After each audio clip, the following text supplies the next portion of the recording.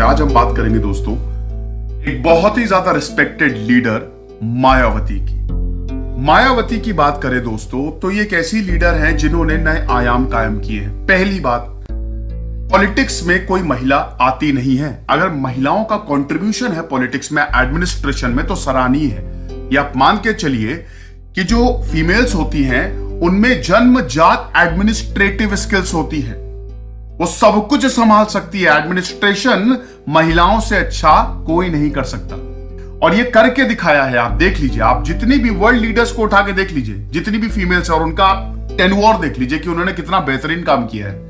और आजाद भारत के बाद सबसे बड़ी लीडर उभरी है ये दलितों की।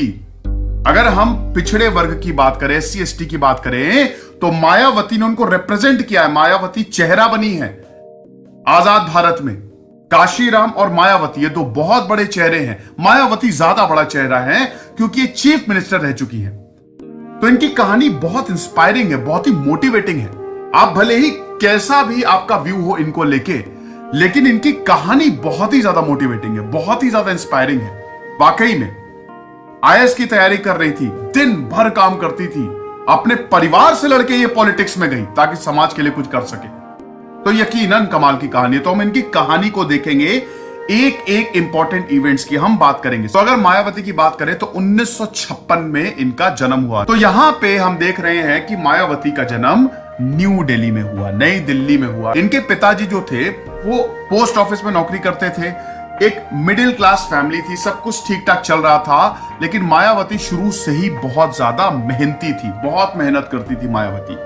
हम देखते हैं कि इन्होंने अपना BA जो है वो 1975 में पूरा किया। इन्होंने लॉ की डिग्री भी ली, लेकिन 1977 में कुछ ऐसा हुआ कि हर कोई देखता रह गया दोस्तों। 21 साल की थी, सिर्फ 21 साल की, 1977। तो यहां पे राजनारायण और बहुत बड़े बड़े नेता जो थे वो कॉन्स्टिट्यूशनल क्लब में आए दिल्ली में। वहां पे एक सभा थी। क्योंकि उस वर्ग को यहां पे सम्मिलित करने की बात की गई जिनको उस समय राइट्स नहीं थे, मतलब SC ST। तो यहां पे बहुत सारे लीडर्स आए, दलित लीडर्स आए और बहुत लोगों को बुलाया गया। SC ST जो थे उनको बुलाया गया। राजनारायण ने जब अपनी स्पीच देनी शुरू की तो उन्होंने बार बार हरिजन शब्द का यूज किया। उसके बाद जब मायावती आई, ऐसी स्पीच दी कि सबकी धज्जियां उड़ा दी। धज्जियां उड़ गई थी। यहां पे राजनारायण सामने बैठे थे और उनके सामने बैठे थे, उसके बावजूद मायावती ने सीधा उन पे वार किया। उन्होंने बोला कि हरिजन शब्द हमारा अपमान है। कभी BR अम्बेडकर ने इस वर्ड का यूज नहीं किया। कानून में जो हमारा संविधान है उसमें SC ST लिखा है, तो आप हरिजन शब्द कैसे यूज कर रहे हैं? आपकी हिम्मत कैसे हुई? ये कहना था। और बहुत कुछ उन्होंने बोला, बहुत कुछ समाज के बारे में बोला, जिसकी वजह से तालियां बजने लगी, स्टैंडिंग ओवेशन मायावती, और नारे लगने लगे, जनता पार्टी मुर्दाबाद, राजनारायण मुर्दाबाद। तो ये जो स्पीच थी ये इतनी जबरदस्त थी। लेकिन इस स्पीच को एक इंसान ने ऐसा सुना कि वो सीधा मायावती को अपने पाले में ले आया, और वो इंसान था बहुत बड़े लीडर काशीराम। तो काशीराम जो थे वो तो दलितों के लिए काम करते थे, OBC SC STs के लिए काम कर रहे थे, और बाकायदा उन्होंने ऑर्गेनाइजेशन बना ली थी। और जब उन्होंने मायावती को सुना तब उनको लग गया कि यार ये तो बहुत आगे जाने वाली है, इसको तो अपनी टीम में लाना पड़ेगा। मायावती जैसे ही स्पीच देके मंच से उतरी, बहुत बधाइयां मिली उनको। घर गई, घर में पिताजी थे और आमतौर पे जो काम होता है परिवार का वो चल रहा था। तभी घंटी बजती है और एंट्री होती है काशीराम की। अब काशीराम उस समय बहुत बड़े लीडर थे। जैसे ही मायावती ने काशीराम को देखा, चौंक गई वो, कितना बड़ा लीडर मेरे घर पे आया है। और इनके पिताजी प्रभुदास वो भी चौंक गए, क्या बात है। लेकिन दोस्तों काशीराम कुछ और ही मंसूबे से आए थे। यहां पे मायावती से खाली वो मिलने नहीं आए थे। काशीराम ने मायावती को बोला, तुम क्या कर रही हो? मायावती उस समय जो थी उन्होंने B.Ed किया हुआ था, तो एक स्कूल में पढ़ाती थी वो।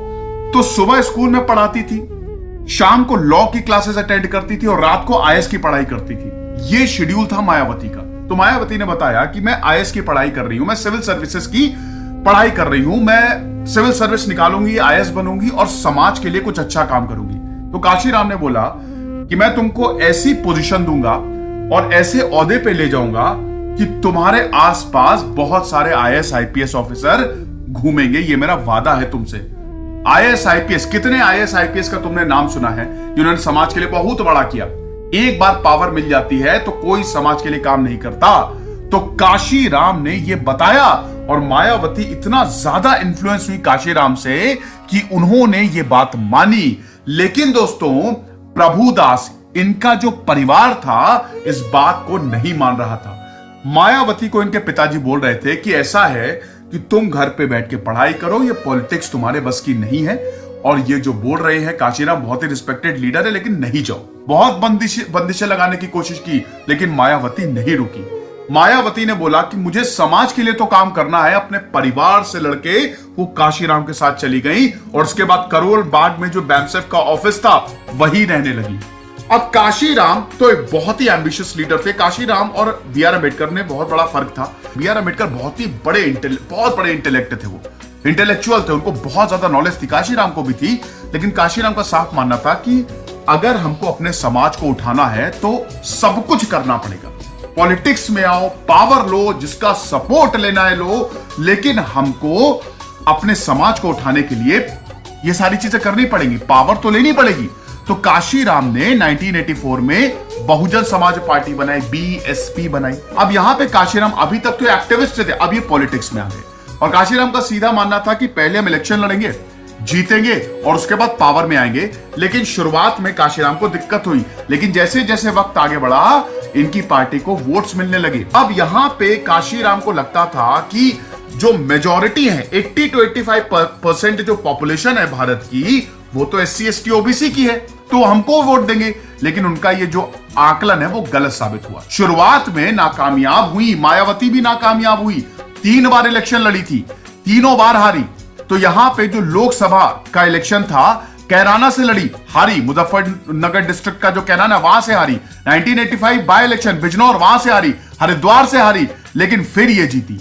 ठीक है ना। 1989 में हम देखते हैं कि बिजनौर से चुन के आई और ये जीती। और उसके बाद हम देखते हैं इन्होंने कभी पीछे मुड़ के देखा ही नहीं। और 1984 में जब बसपा बनी थी दोस्तों, तो बहुत सारे नारे दिए जाते थे उसको। एक बड़ा ही पॉपुलर था कि जिसकी जितनी संख्या भारी, उसकी उतनी जिम्मेदारी। और एक था, जो बहुजन की बात करेगा वही दिल्ली पे राज करेगा। और ये जो करियर स्टार्ट हुआ इनका पॉलिटिकल करियर, फिर उन्होंने कभी भी पीछे मुड़ के देखा ही नहीं। काशीराम की छत्र छाया में ये पलती रही और काशीराम ने इनको बहुत ज्यादा सिखाया।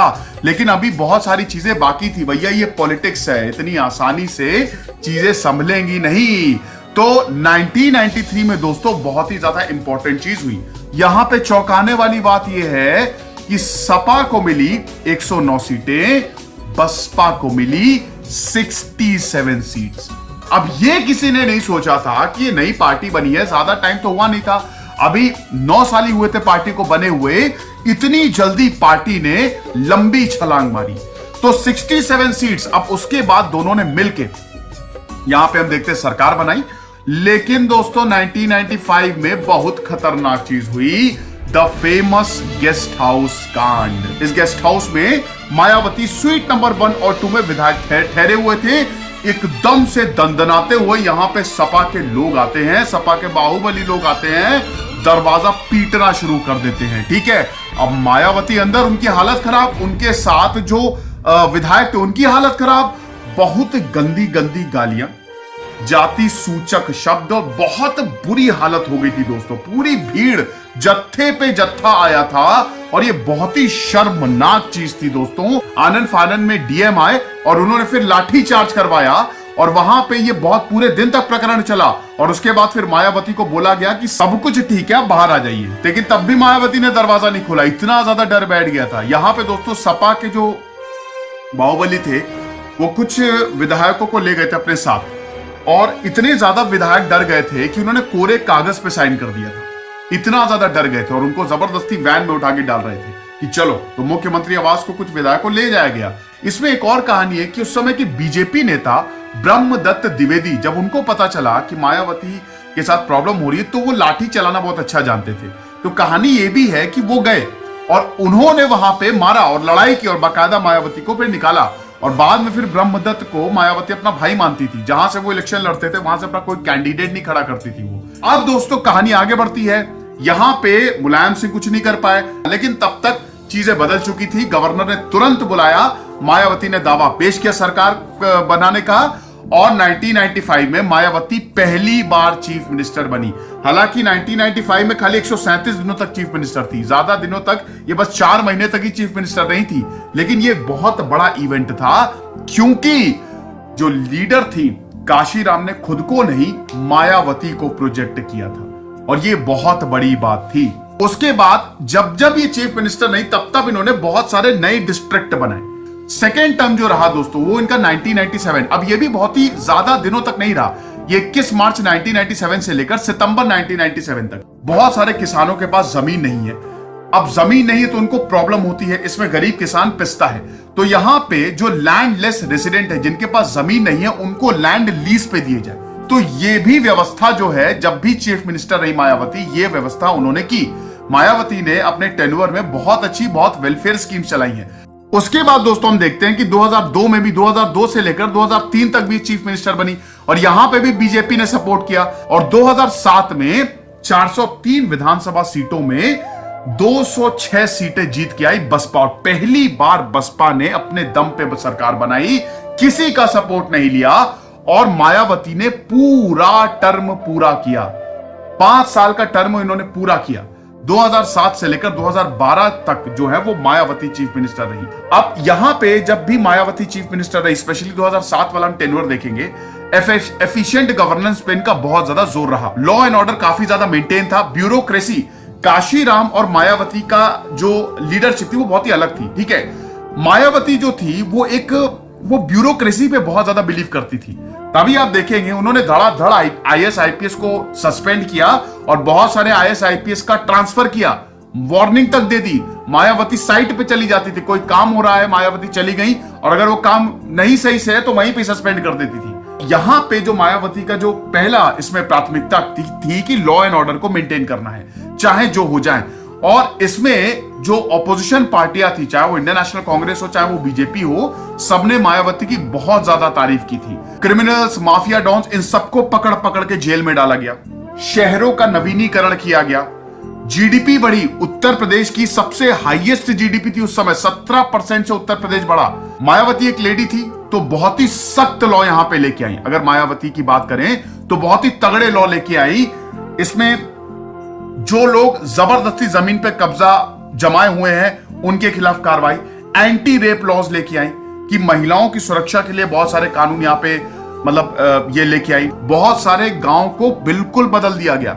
लगभग 25,000 गांव थे, पूरी तरीके से बदल दिया गया। और अंबेडकर ग्राम विकास योजना, यहां पे वाटर और इलेक्ट्रिसिटी, पानी और बिजली गांव में पहुंचाई गई।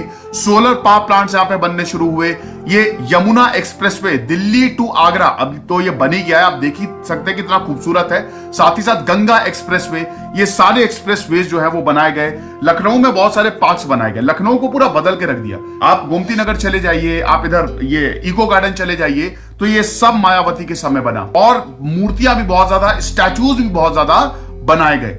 लैंडलेस रेसिडेंट्स जो थे उनको भी लैंड दिए गए, उनको भी जमीन दी गई। तो ये सब कुछ मायावती ने एज अ चीफ मिनिस्टर के तौर पे किया। इन्होंने डिसेबल्ड स्टूडेंट्स के लिए, फिजिकली चैलेंज्ड स्टूडेंट्स के लिए शकुंतला मिश्र नेशनल रिहैबिलिटेशन यूनिवर्सिटी, इसको भी इन्होंने बनाया।